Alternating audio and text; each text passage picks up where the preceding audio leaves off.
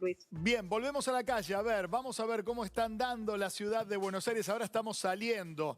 Justamente nos va a permitir este viaje, este recorrido que estamos haciendo en vivo. En Canal 9, domingo, frío, 14 grados 4, 16 y 21 minutos. Estamos viendo lo que es la General Paz. Ahí en la Vacío. conexión con Acceso Norte. También vacío Acceso Norte. Mirá, Tati. Vacío, vacío, no se ve un auto.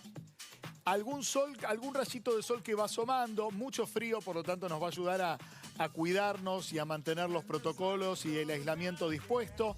Algunos colectivos que obviamente los esenciales pueden seguir tomando, ¿no es así? Sí, por supuesto, los esenciales que están yendo a trabajar y que están dentro del listado de permitidos pueden trasladarse. El mismo permiso dice si uno está habilitado a trasladarse en transporte público o no. Ayer lo explicaba nuestra compañera Carolina Suárez cómo funciona, cómo hay que habilitar la SUBE y demás. Pero sí, los esenciales, digamos que quien está yendo, por ejemplo, a trabajar en un supermercado tiene permiso para hacerlo, Luis.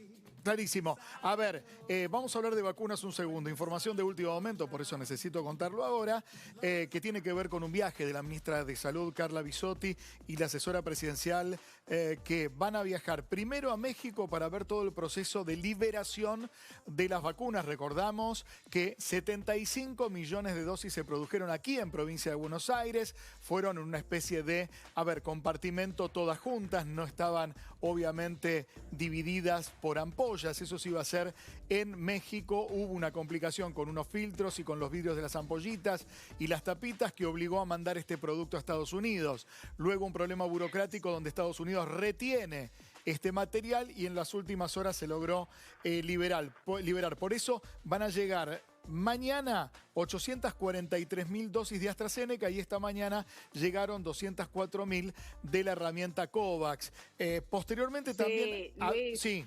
Va a estar llegando también un vuelo de Rusia con una nueva partida de Sputnik mañana, claro, que todavía no se sabe la cantidad exacta, pero se está esperando la llegada de ese vuelo también con partidas de Sputnik. Y otro destino que van a tocar tanto Carla Bisotti como Cecilia Nicolini, además de México, para justamente asegurarse la mayor liberación de dosis de vacunas producidas aquí en la Argentina, va a ser Cuba para analizar los avances de la vacuna Soberana 2 y Abdala, que son las dos vacunas que está produciendo en área, digamos, en una etapa experimental Cuba, y que luego necesitarán seguramente un conjunto de personas para probar la fase 3.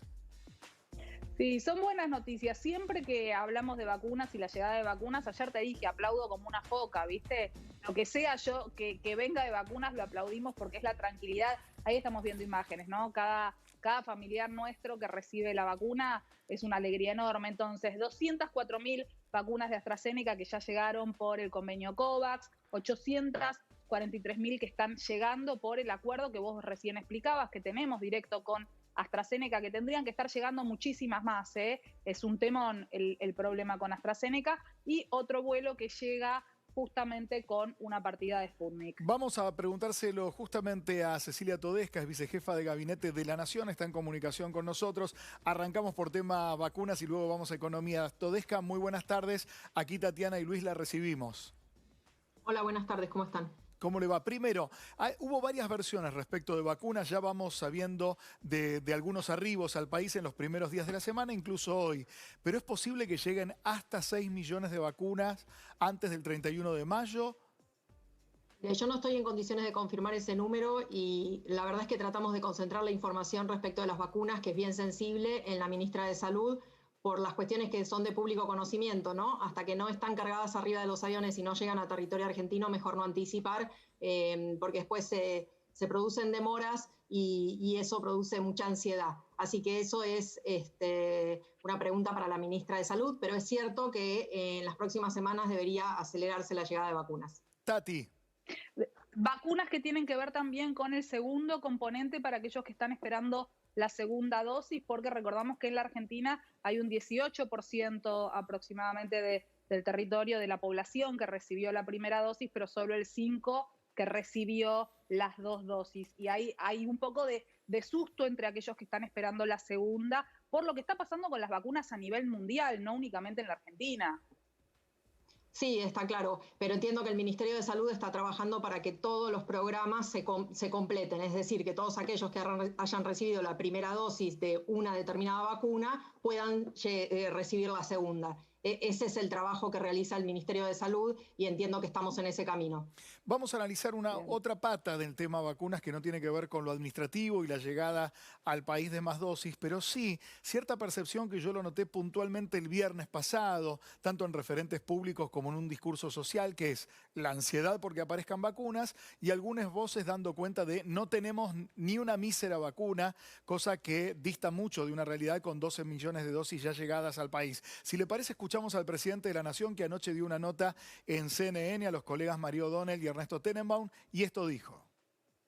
Acá hay toda una fantasía creada diciendo le compran vacunas a los comunistas y no le compran vacunas. Nadie se enteró lo que pasó después en los 90 con la caída del muro de Berlín. Entonces, con ese planteo avanzan. Basta la vacuna china. Y dicen, no quieren traer vacunas de Estados Unidos. Mire, yo hablé con el presidente de Moderna. Yo hablé con el presidente de AstraZeneca. Yo hablé con Pfizer. ¿Saben cuál fue la primera vacuna que se aprobó en Argentina? La Pfizer. Pfizer. Entonces, explíquenme por qué, si aprobé la vacuna, después no la compré.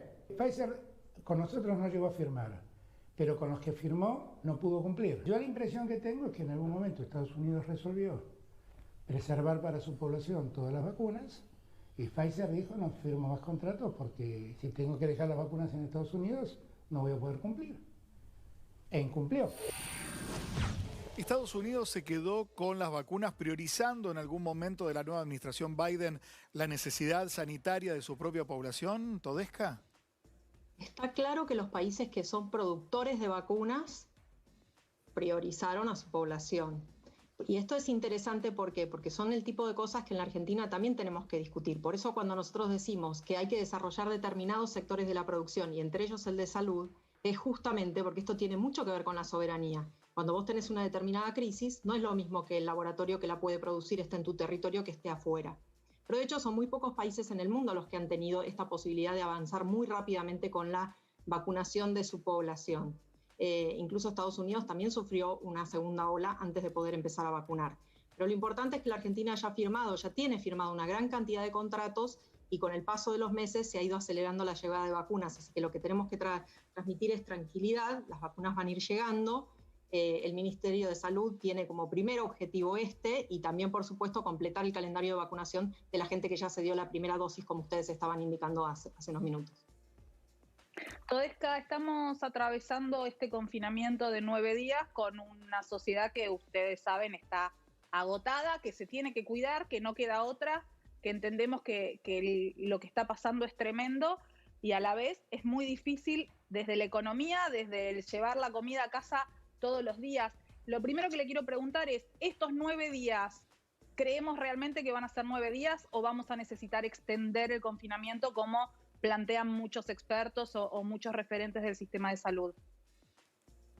En realidad el DNU que se publicó va hasta el 11 de junio. Lo que pasa es que reconoce 2 etapas diferentes. Los primeros 9 días con más restricciones, luego la otra semana en la cual volveríamos a las restricciones que conocíamos antes, que básicamente tenían que ver con la nocturnidad y algunas cuestiones más. Luego el fin de semana, el 5-6, se vuelve al tipo de restricciones que tenemos hoy, y luego se completa el ciclo. Entonces, en realidad, son 20 días, son 21 días lo que ya está dentro del DNU, ¿sí? Y después de que hayamos transitado todo esto, se verán algunos resultados, veremos cómo reaccionan los números de contagiados. Todos los médicos indican que hay que mirar esos números para ver cómo seguir. Bien, vamos a hablar de las medidas de alivio económico o herramientas para apoyar a la población que la está pasando complicado. Primero vamos a un punto que tal vez no es el primer escalón de la sociedad, que es la que está asistida alimentariamente, pero muchas personas de clase media dijeron, pero la ley que se aprobó de alivio fiscal para la clase media, que no iban a pagar impuestos a las ganancias a aquellos que ganaran menos de 150.000 pesos, ¿se reglamenta o no se reglamenta? Sí, la reglamentación ya está lista y se firma en los próximos días. Sí, ya está lista. Así que durante el mes de junio, que se cobra en julio, los trabajadores y las trabajadoras que tienen un salario por abajo de 150.000 pesos ya no van a tener la retención del impuesto en su salario, ¿sí? Es decir, ya no van a pagar el impuesto. Y luego queda discutir el impuesto que te retuvieron cuando, si vos sos trabajador y te pagabas impuesto a las ganancias y te retuvieron entre enero y mayo, entonces te lo vamos a devolver, es decir, lo va a devolver la AFIP. Y hay que ver cuál es la mejor fórmula de devolución, porque hay algunas cuestiones bastante técnicas de cómo se liquida el impuesto, así que la AFIP está estudiando un modo de manera tal que los trabajadores lo reciban rápidamente y que se note en el bolsillo. Tati.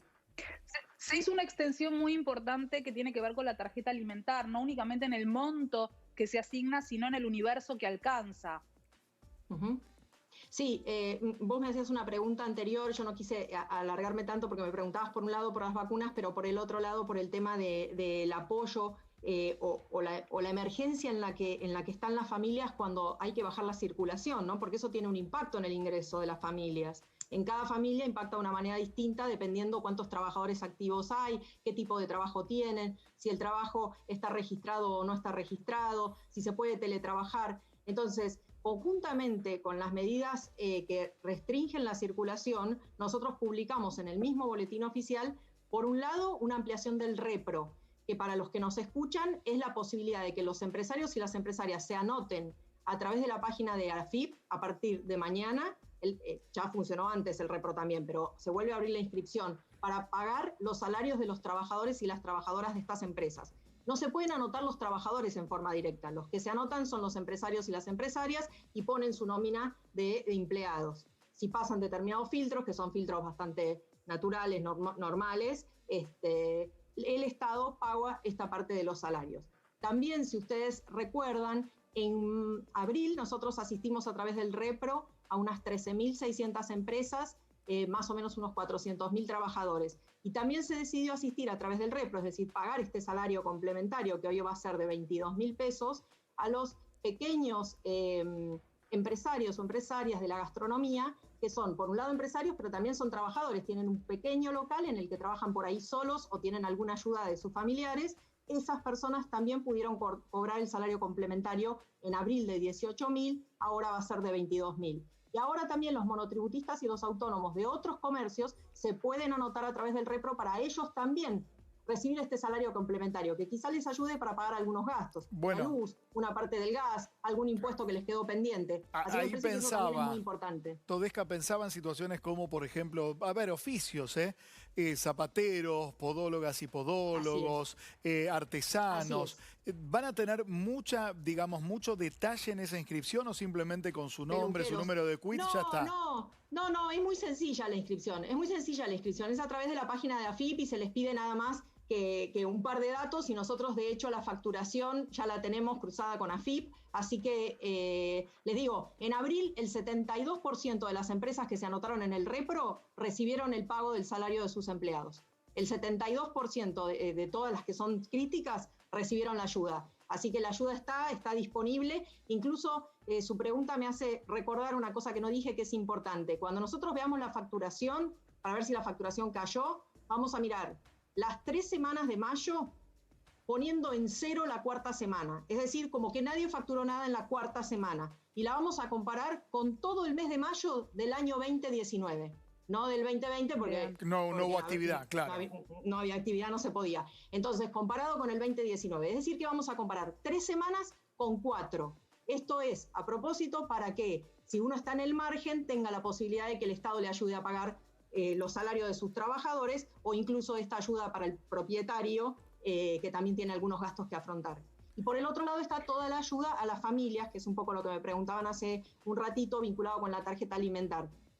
Para los que nos escuchan, por ahí no conocen la tarjeta alimentar, algunos sí, algunos no. Es una herramienta que se inició a fines del 2019, que consiste, ahí la están viendo en pantalla, en una tarjeta donde hay depositado dinero y se puede usar solo para la compra de alimentos. Y hasta aquí era para las familias que perciben la asignación universal por hijo y que tenían niños entre 0 y 6 años inclusive. Ahora la ampliamos y todas las familias que perciben AUH, que tienen asignación universal por hijo, pero que tienen chicos o chicas hasta 14 años incluidos, van a recibir la tarjeta alimentar. Y Otro cambio es que antes, si vos tenías una nena o un nene, recibías 6.000 pesos. Si tenías 2, 9.000. Ahora, si tenés 3 o más, te vamos a dar 12.000 en esa tarjeta. Es decir, va a estar depositado 12.000 pesos en esa tarjeta. También las madres que son madres de 7 hijos o más y que recibían una pensión no graciable, era incompatible con la tarjeta. Levantamos esa incompatibilidad y estas madres de familia que tienen 7 hijos o más, que tengan hijos entre 0 y 14, también van a recibir la tarjeta alimentar. El viernes empezó a pagar a los que ya tienen el plástico. Los que no tienen el plástico no tienen que hacer ningún trámite ni nada, porque nosotros ya los tenemos registrados en la Asignación Universal por Hijo y se pagará a través de la Asignación Universal por Hijo. Porque este no es momento de empezar a repartir las tarjetas y que la gente tenga que hacer trámites, ir de acá para allá, porque eso contradice la idea de que nos tenemos que cuidar y quedarnos en nuestra casa. Cecilia, muchísimas gracias por la comunicación y por la claridad, como siempre. Un placer. No, muchas gracias a ustedes. Perdonen que es hablar mucho dato todo junto, pero espero que se haya entendido y que las empresas a partir del lunes se pueden anotar, pequeñas, medianas, grandes, no importa. Y las familias, en el caso de tarjeta alimentaria, el Plan Progresar, en uno se pueden anotar a través de la página de ANSES y en el otro caso no tienen que hacer un trámite, directamente les va a llegar el dinero. Buenísimo. Cecilia, gracias. Gracias a ustedes, hasta luego. Cecilia Todesca, vicejefa de gabinete, con el devenir de este momento, un momento muy particular, un momento de restricciones. Es una semana, inicialmente la de mayor aislamiento, con muy poquitas actividades y de mucha preocupación sanitaria. Mientras tanto, siguen llegando vacunas, Tati. Siguen llegando vacunas, eso nos da esperanza. Yo ya te dije, yo te aplaudo como una foca. Maju hace muy bien a la foca, imita a la foca. Yo en cualquier momento te la hago también. Y mientras tanto hay que cuidarse. Y no me quiero olvidar lo que decía recién Vanina Edul, la médica intensivista. Ojo con algo, no es lo mismo el que está saliendo a trabajar, a ganarse un mango, a llevar la comida a la noche a casa, que el que hace una fiesta y no le importa absolutamente nada, bueno, que se cree impune y que esta enfermedad no le va a tocar, ¿eh? Ojo con eso. 16 fiestas fueron intervenidas y desbaratadas en Mar del Plata, en una sola localidad. Se me ocurre pensar cuántas en todo el país y se me ocurre pensar qué les pasará a esos pibes o pibas o adultos, porque muchos son adultos y adultas, cuando caen en una guardia y dicen, ¿sabes qué? Ahora esta enfermedad tocó tu puerta. De verdad es momento de reflexión. No es para siempre. Falta un día menos, mucha garra, mucho acompañamiento, pero mucho distanciamiento. Breve pausa, Tati, ¿te parece? Así, chiquitita, chiquitita, chiquitita.